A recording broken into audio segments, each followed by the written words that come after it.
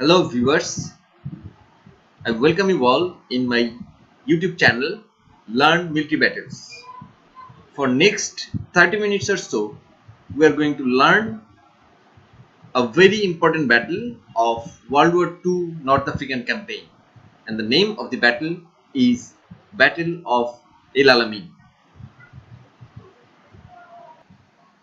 The battle which turned the tide in favor of Allied forces in North African campaign is popularly known as the Battle of El Alamein, which was fought between Allied 8th Army Commander General Montgomery and Axis forces commander Field Marshal Rommel.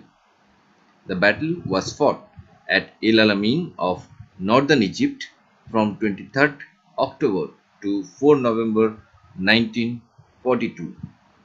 In this battle, the Axis forces were completely routed and their fighting power broken significantly in North Africa.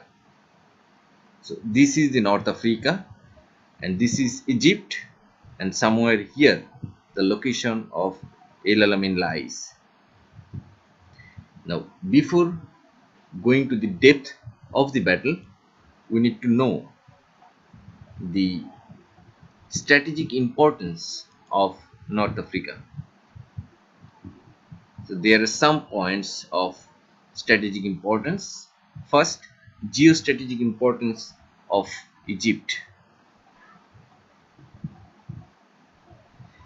Egypt sat like a spider in its web at the center of crucial geocentric networks that include the Eastern Mediterranean Sea, Abyssinia, which was invaded by Italians in 1936 and liberated by the British in 1941, the Middle East, and the Suez Canal. Another importance was to prevent the German concentration on the East European front. After the German invasion of Russia in 1941, there was a strong case, military and political, for preventing the Germans from concentrating on the East European front. Opening a second front at North Africa. The German forces invaded Russia on 22nd June. Germans were stopped at Moscow at the same time of Battle of Alam Halfa, which occurred here. Both Stalin and Churchill wanted to open a second front, defeating the Axis forces at North Africa.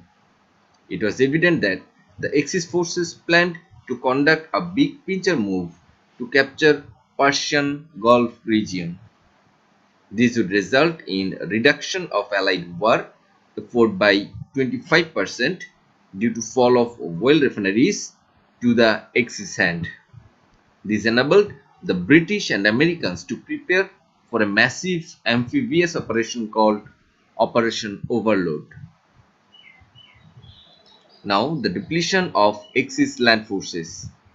After the fall of France in 1940, the British and Commonwealth troops could not engage the Germans and Italians on land in any theatre. The humbling of Mussolini was an important objective in its own right. Dominance over the Mediterranean Sea. If the Allies owned North Africa, they would have a better chance of holding the Mediterranean Sea, which was the epicenter of the war. Importance to Italians. Benito Mussolini began to worry that once the Axis powers had won the war, he would have very little to use as bargaining chip when it came to territorial distribution. Thus, he chose North Africa to initiate the campaigns against the British. The probability of German-Japan overland connection. One of the fears of the Allies was that Japan would invade India and Germany would invade North Africa, and thereafter they would meet somewhere in between. As it turned out, this was never a real threat, but it did cause occasional worry on the part of Churchill. Now, the description of the battleground. The very location of Mediterranean Sea on its immediate north and Qattara Depression on its 40 miles south made El Alamein the only position secure against encirclement. The feature of Qattara is few thousand square miles in area, about 400 feet below sea level, with about 800 feet steep cliff throughout its northern edge, as you can see on the slide. This dried up inland sea is full of quicksand and salt marshes, impassable even for camels. There were few ridges, namely Ruwaisat, Alam Halfa, Tel el Isha, and Miteria dominating this battleground. Now let us learn some strategic importance of El Alamein. Actually, El Alamein is a railway station.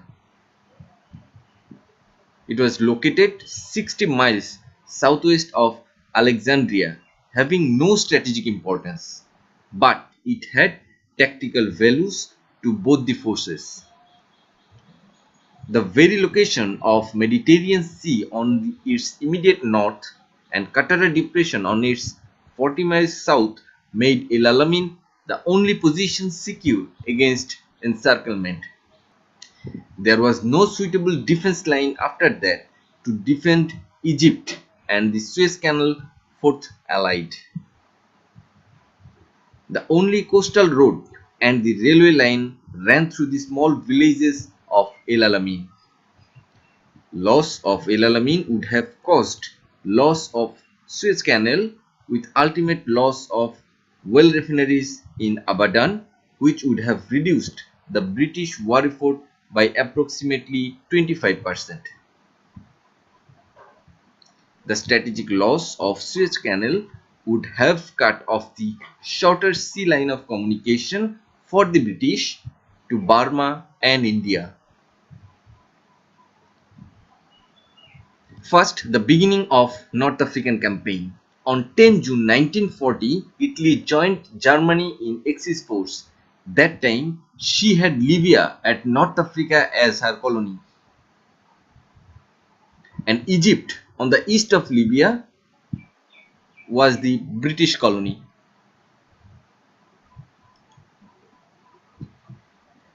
Advance of Italian force. On 13th September 1940, Italian force started advance towards east and crossed the border. They advanced up to Sidi Barrani,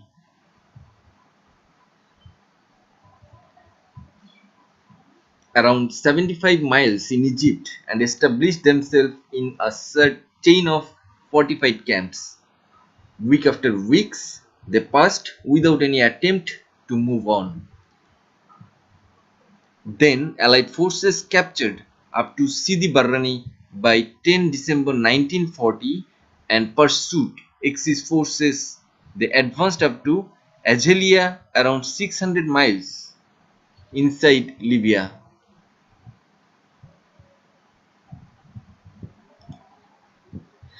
General Rommel reached Libya on 12 February 1941, and his Africa Corps completed reaching North Africa by March 1941.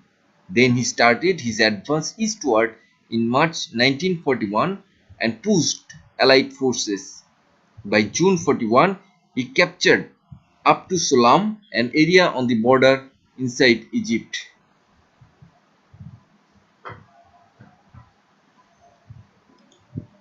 In November and December 1941, a series of offensive and counter-offensive took place around and in between Tobruk and Solam.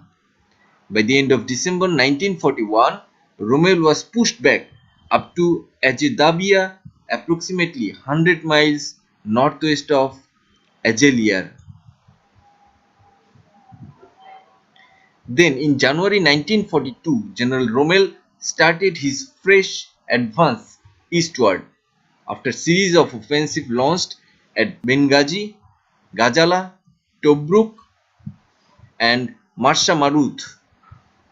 Pushing the Allied forces, Rommel reached El Alamein 60 miles east of Alexandria by the end of June 1942. First Battle of El Alamein. After their retreat, the Allied forces took up defense at El Alamein to save Egypt from falling into the hands of Rommel. In July 1942, Rommel launched several attacks on Allied defense at El Alamein but failed. Then, with the intention of breaking the Allied defense line, Rommel launched attack on Alam Halfa Ridge behind defense line on 30th August 1942, but again failed due to lack of logistics. Then Rommel quickly took up defense in El Alamein line facing the Allied defense.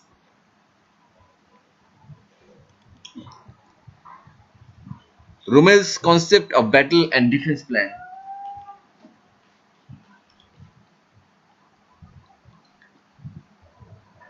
Field Marshal Rommel, who is known as Desert Fox, brought a number of Axis victory through mobile warfare in the desert.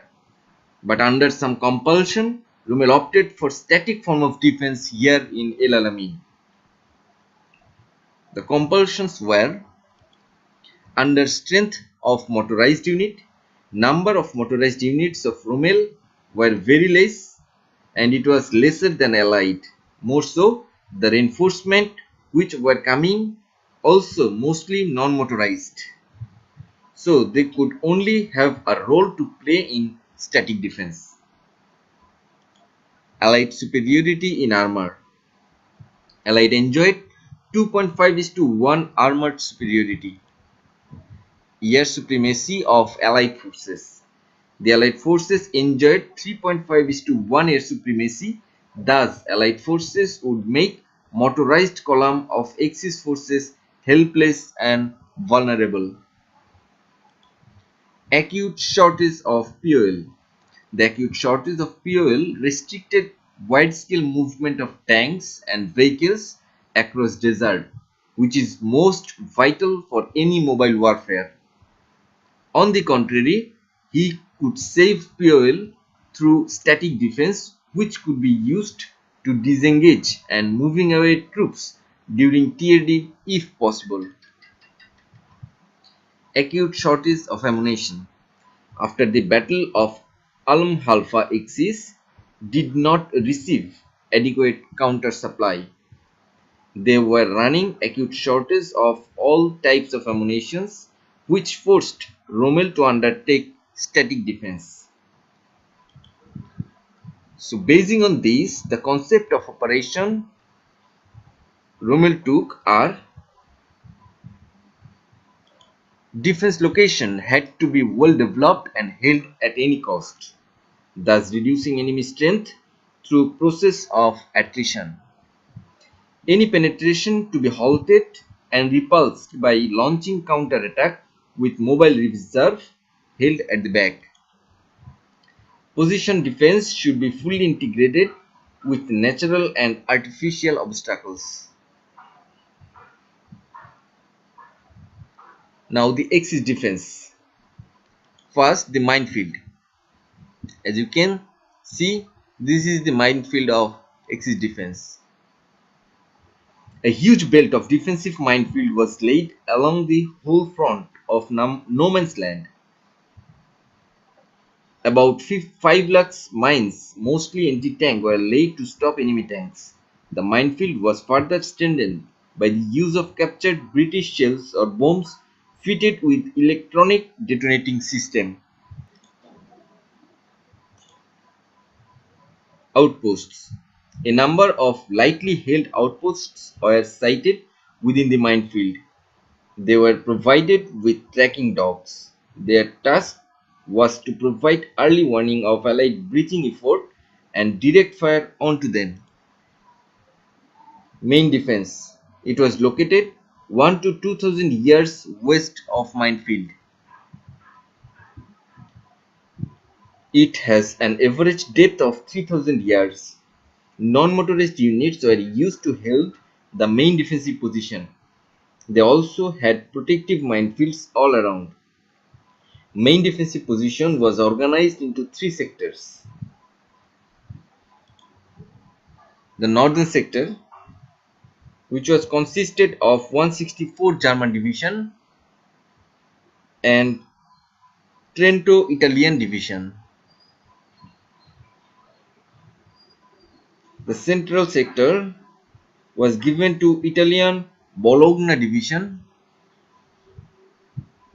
and Italian Brescia division.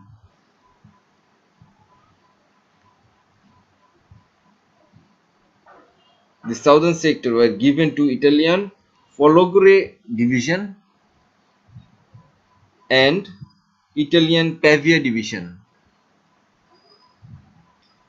Other than that, there were mobile reserve consisted of Panzer divisions and Italian armored divisions. They were concentrating behind main defensive position to mainly counter-attack and destroy enemy penetration. Their guns were also tasked to strengthen defensive firepower of main defensive position. Disposition of various formations in this case were 15 Panzer Division and Italian Littorio Division was tasked for northern sector and 21 Panzer Division and Italian Ariete Division was tasked for central and southern division. Other than that, there were a central mobile reserve consisting of 90 German light division, 1 German flak division and 1 Italian Trieste division. Here, Axis defense relied upon a supply route which ran along the coast towards west.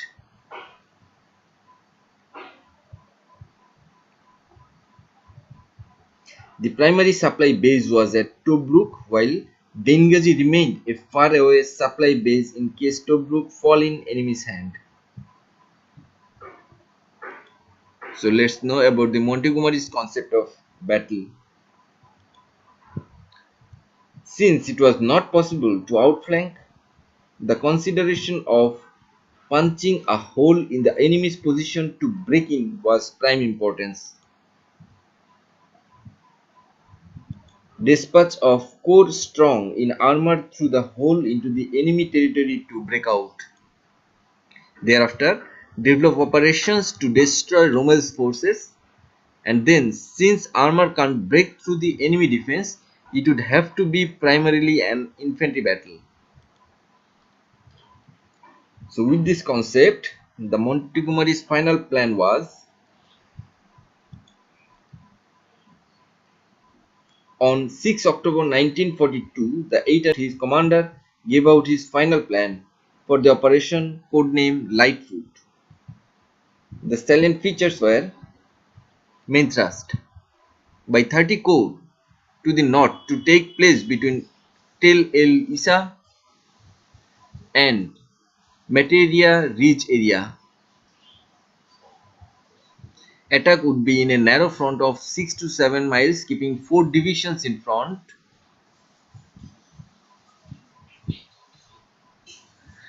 The corps was to establish bridgehead behind enemy main defense up to line Oxalic. This is the line Oxalic. They would then prepare 2 corridors through minefields, and through these lanes 10 corps was to pass. 10 corps was the armored corps, was supposed to pass from these 2 lanes. The secondary thrust was planned by the 13 Corps in the south. These 13 Corps was to stage 2 attacks. One would be directed against Hemimet feature, while the other against Jebel Kalach feature here. These attacks were to be made with the primary objective of misleading the enemy and thereby containing forces that might otherwise be used against 30th Corps to the north.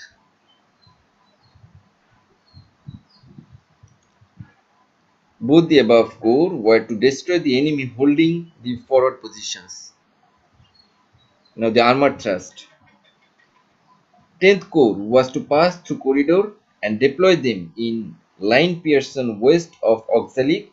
They would protect. This is the line Pearson, which will be west of Oxalic. They would protect 30th Corps from enemy interference. And its final objective was the destruction of the enemy's armor. The attack was to start at night of 23rd to 24th October with full moon. Artillery plan. Artillery would first carry out counter bombardment on Axis battery positions. After that, they would switch to main defensive position and neutralize enemy position by artillery concentration. Total about 1200 guns of different caliber were used for opening battle. Now the air plan. They would at first augment counter bombardment efforts of artillery by engaging enemy gun position. Later, they would switch over to enemy armor concentration and destroy them.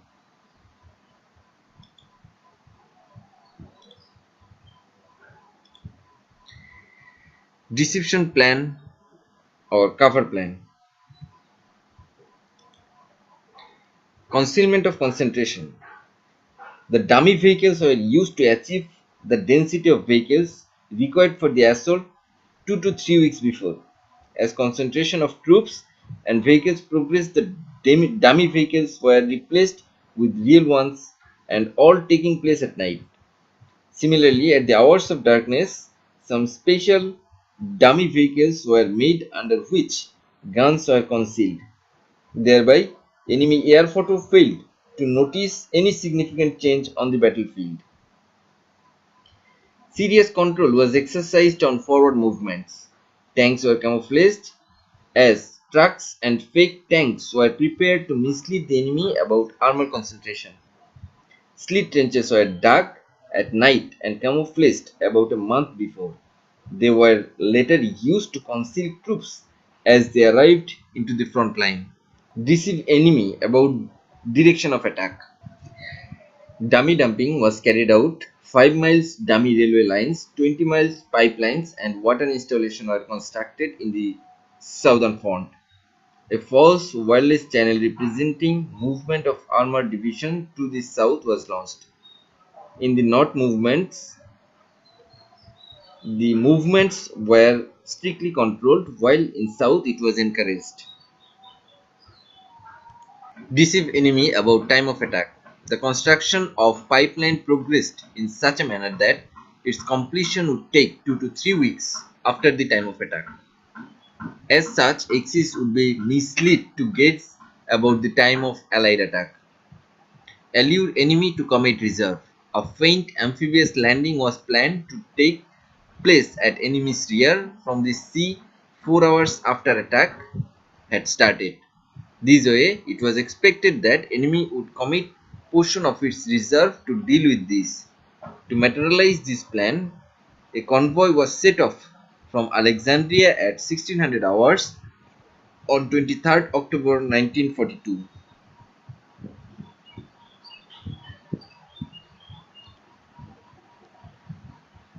Operation Lightfoot.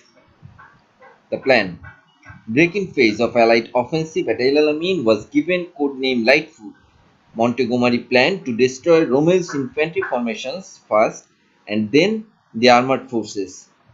He employed his armor to hold Rommel's armor while his infantry formation were being destroyed.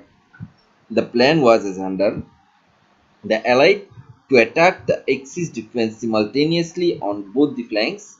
The main attack was to be launched by 30th Corps in the north to bridge two corridors through the Axis defense and minefields. 10th Corps was to pass through these corridors and capture the important ground astride Axis supply route. In the south, 13th Corps was to break into the enemy position and advance with 7 armored division to draw Rommel's armor, thereby maintain balance of force. The plan was to gain air supremacy before the commencement of battle and support land operations.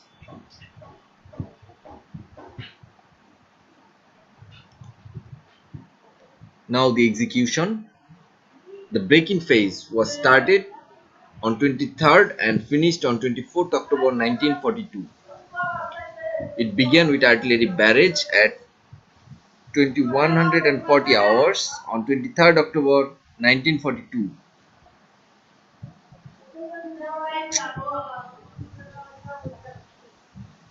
30th Corps with 4 divisions, 9 Australian Division, 51 HL Division, 2 New Zealand Division and 1st South African Division launched attack and established 2 corridors. On the south, 13th Corps launched 2 attacks and was held up between the minefield but was successful in keeping 21 Panzer Division in its sector.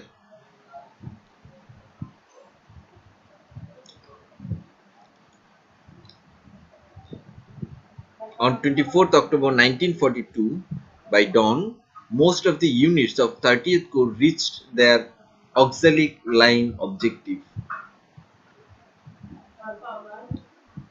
On 24 October 1942, 10 Corps advanced with 1 and 10 armored division and moved through northern and southern corridor respectively. But 10 Corps was unable to clear the bridgehead. Now the dogfight phase, which lasted from 24th to 30th October 1942. On 24 October 1942, 1 Armored Division and 51 Highland Division advanced through Northern Corridor and achieved breakout. 10 Armored Division and 2 New Zealand Division attacked through the Southern Corridor and breakthrough was achieved after a delay. Counter-attack by 15 Panzer Division was bounced back, 15 Panzer losing 88 out of 119 tanks. Then, shifting the weight of the attack, Montgomery asked 9 Australian Division to attack northwest towards Rahman Track. 1 Armored Division could not advance beyond Kidney Ridge. On 27th October 1942, Montgomery decided to regroup. 2 New Zealand Division was replaced by 1 South African and 4 Indian divisions. 7 Armored Division from 13 Corps brought to north. 2 German tankers were sunk.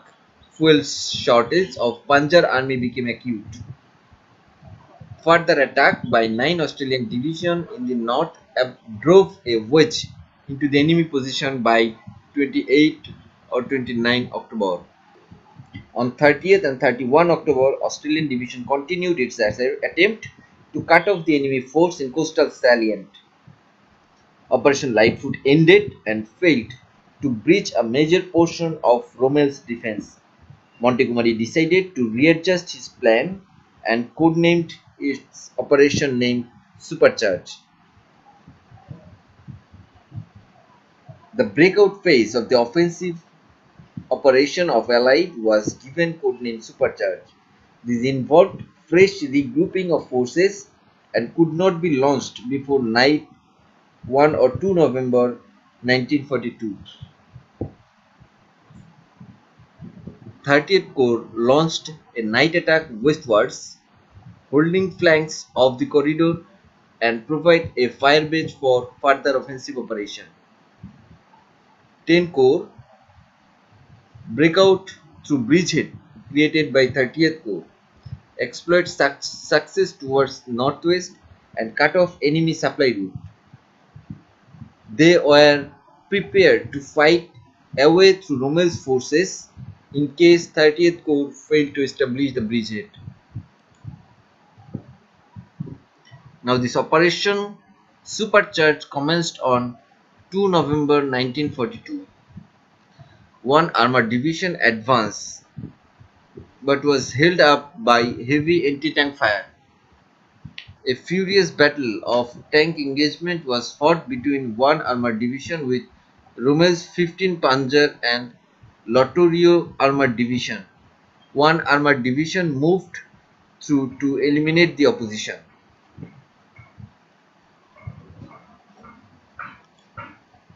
At night on 3rd November 1942, one South African and four Indian divisions achieved breakthrough in the southern corridor, forcing back Axis screen. On 4 November 1942, after further fighting, Axis troops finally began to retreat along the coast road, which was followed by 1, 7 and 10 armored division. Now the causes of Axis defeat, as you can see on the slide, and the lessons learned from this battle are shown on the next slide. If you want to get more information about the causes of the Axis defeat and the lessons learned, you can visit the website. The link is given at the below, militarybattles.blogspot.com. If you are through with this video and think that you have learned something, then please don't forget to subscribe my channel.